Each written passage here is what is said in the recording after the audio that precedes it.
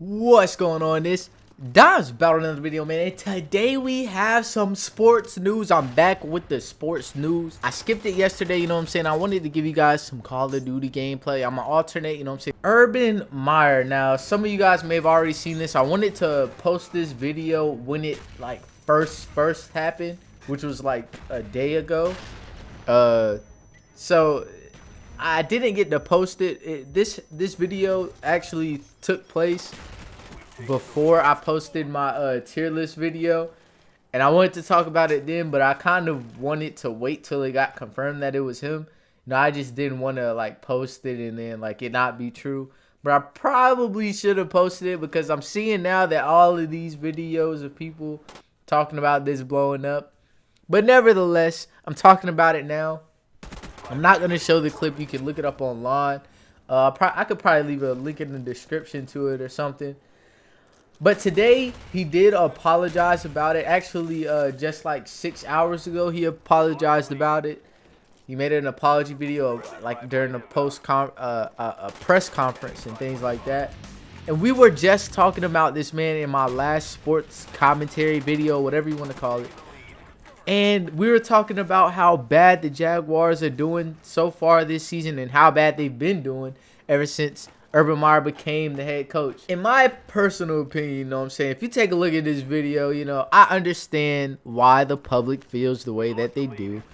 I don't feel like a National Football League head coach should be getting caught up in, you know what I'm saying, a situation like this.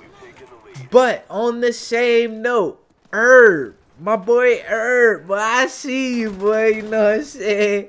Hey, my man is trying to get right. He been stressing lately, bruh. And he just wanted to go to the bar and act up a little bit, tee up a little bit. Unfortunately, like, you know what I'm saying, everything nowadays, like, he just ended up getting recorded. You know what I'm saying? That happens to the best of us, you know what I'm saying? Especially when you're like a public figure. Everybody's going to record you everywhere you go. He should have known that, you know what I'm saying? And he explained that in his press conference when he talked about it and apologized to everybody for his actions. And, you know, I understand him apologizing as well, you know what I'm saying? You got to say something if you are in his shoes, if you are in his position. The public has to know something, especially when you know, you have like millions and millions of dollars and millions of other people's money in your own hands, if you really think about it, you know what I'm saying? So he had to say something. He had to act upon it, and I think he handled it pretty well. But in my personal opinion, I wouldn't have apologized to the public like that. I wouldn't have came on like that, you know what I'm saying? If I was my boy Big Herb, I'd have been like, hey man, you got to see it through, you feel me? But it is what it is. Now let's move on to one of the biggest games of the year. One of the most exciting games of the year, and at the same time, one of the biggest letdowns of the year. Oh, not really a letdown. I can't say that. I'm talking about the Patriots and Tampa Bay Buccaneers game that happened last night. It was a banger, man. It was a banger. If you seen the game, man, it was exciting. It was high. It definitely wasn't high intensity. It was a low scoring game, but it was pretty, you know what I'm saying? It was pretty fun to watch. Unfortunately, my squad ended up taking the L in that one. Brady is the GOAT, you know, so he did what he did. He came out and he showed out, you know.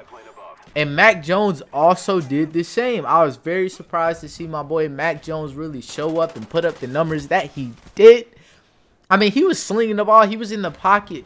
And at one point, we were actually up for a good little bit. I think we were up the entire first half of the game. Or at least, I can't say the entire first half.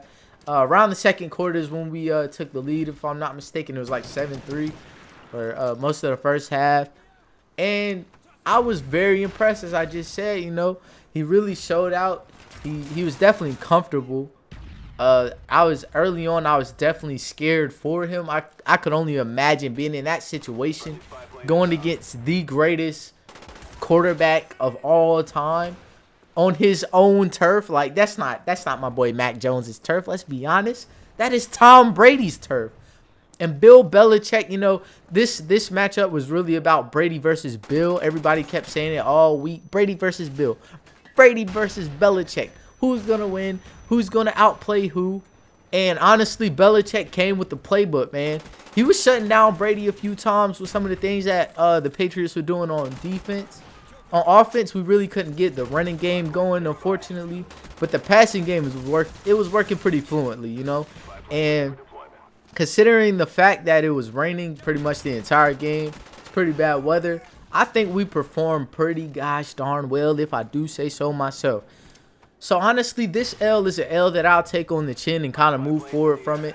It wasn't a disappointing, well, it was a disappointing L, but at least it wasn't an embarrassing L like a lot of people predicted it might be. And with that being said, I'll catch you guys in the next one. Another day, another day. You feel me? Peace. Taking the lead. Spy plane standing by.